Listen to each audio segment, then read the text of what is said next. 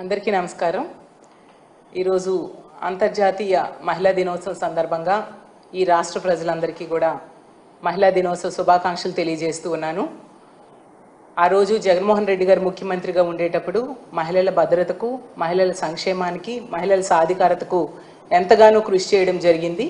ఈరోజు ఈ కూటమి ప్రభుత్వం అధికారంలోకి వచ్చాక మనం చూసాం, మహిళల భద్రత గాలికి వదిలేశారు, మహిళల సంక్షేమం పట్టించుకోవట్లేదు. మహిళలకి ఎన్నో హామీలు ఇచ్చి ఆ రోజు జగన్మోహన్ రెడ్డి గారు చేసిన పథకాల కంటే మేలు కంటే ఎక్కువ మేలు చేస్తామని చెప్పి ఈరోజు అధికారంలోకి వచ్చి మహిళల్ని పూర్తిగా నెట్ట నిలువుగా మోసం చేసిన పరిస్థితి మనందరము చూసాము. సూపర్ 6 పథకాలని గాలికి వదిలేసి ఏ ఒక్కటి అమలు చేయలేదు. తీసుకుంటే ఈ 9 నెలల కూటమి ప్రభుత్వ పాలన పూర్తిగా మహిళల్ని నిలువున నట్టేట ముంచింది అనేది క్లియర్గా అర్థమైపోయింది. ముఖ్యంగా మహాశక్తి అని ఒక భారీగా ఒక పథకానికి గొప్పలు చెప్పుకుంటూ వీళ్ళు ప్రచారం చేశారు. నెలకి 1500 రూపాయలు ఇస్తాను 19 సంవత్సరాల నుంచి 59 సంవత్సరాల వరకు అనేసి. అప్పుడు జగనన్న చక్కగా చేయూత పథకం ద్వారా ప్రతి మహిళకు కూడా 18,750 రూపాయలు ఇచ్చి వాళ్ళకి ఆర్థికంగా తోడ్పాటును అందిస్తే, ఈ మహాశక్తి పథకం ఇస్తానని చెప్పి మహిళలు నమ్మించి ఓట్లు వేయించుకొని ఈరోజు నెట్ట నిలువుగా మోసం చేసిన పరిస్థితి చూసాం. 2 బడ్జెట్స్ అయినా మహాశక్తి పథకానికి రూపాయి కూడా నిధులు కేటాయించిన పరిస్థితి చూసాము. అలాగే ఈ ఫ్రీ బస్ సంగతి తీసుకుంటే, ఫ్రీ బస్ కోసం యాడ్స్లో ఓదరగొట్టేశారు. అన్ని పుణ్యక్షేత్రాలు ఫ్రీ బస్ ద్వారా మహిళలు తిరగొచ్చు అని చెప్పేసి తిరుపతి, శ్రీశైలం, కాణిపాకం, అలాగే విజయవాడ, అన్నవరం అన్ని మహిళలు ఫ్రీ బస్సులో తిరగొచ్చు అని చెప్పి యాడ్స్లో ఓదరగట్టేసి నమ్మబలికి ఓట్లు వేయించుకొని ఈరోజు ఫ్రీ బస్కి రూపాయి కూడా కేటాయించిన పరిస్థితి మనం చూసాం. ఏ రాష్ట్రాలను చూసి కాపీ కొట్టి ఫ్రీ బస్ పెట్టారో, తెలంగాణ, కర్ణాటక లాంటి రాష్ట్రాల్లో నెల రోజుల్లోనే వాళ్ళు పెట్టేశారు. ఎందుకంటే దానికి అయ్యే ఖర్చు చాలా తక్కువ నిధులే ఖర్చు అవుతాయి.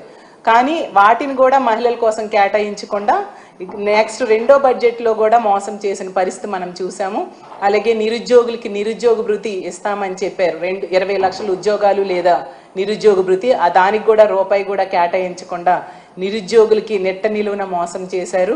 ఇలా 50 ఏళ్ళకే పెన్షన్, బీసీ, ఎస్సీ, ఎస్టీ మైనారిటీలకి మహిళలకి 50 సంవత్సరాలకే 4,000 రూపాయలు పెన్షన్ ఇస్తానని చెప్పి దాన్ని కూడా తొంగలో తొక్కిన పరిస్థితి మనం చూసాము.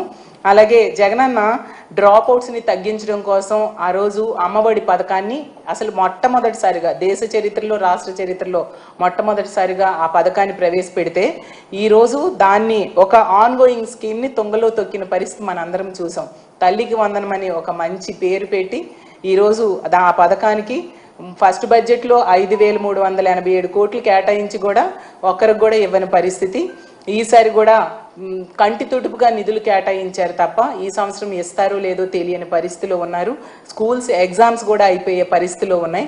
ఈరోజు పిల్లల తాలూకా తల్లిదండ్రులు 83 లక్షల మంది ఈరోజు ఎంతగానో ఎదురు చూస్తూ ఉన్నారు, ఆ తల్లికి వందనం వీళ్ళు ఎప్పుడు ఇస్తారా అనేసి. ఈరోజు వాళ్ళని నెట్ట నిలువుగా మోసం చేశారు. మనం చూసాం, నిరుద్యోగులకు మోసం చేశారు, ఉద్యోగులకు కూడా మోసం చేశారు. వాలంటీర్స్ని అయితే రోడ్డును పడేశారు. ఎంత దారుణంగా అంటే వాళ్ళు కాల్ చేసి చెప్తూ ఉన్నారు, మాకు చాలా నెట్ట నిలువుగా మోసం చేశారు, 5,000 నుంచి 10,000 చేస్తామని చెప్పి ఓదరగొట్టేసి. ఆ రామానాయుడు గారు లాంటి వాళ్ళైతే స్వీట్స్ తీసుకురండి, పూతరేకులు తీసుకురండి, జున్ను తీసుకురండి మీకు 10,000 చేశాక అని చెప్పి ఈరోజు ఇవ్వని పరిస్థితి చేసేశారు. ఇంత దారుణంగా అన్ని వర్గాల వాళ్ళని మోసం చేసిన ఈ కూటమి ప్రభుత్వం ముఖ్యంగా మహిళా ద్రోహి ప్రభుత్వంగా ఈరోజు నిలిచింది.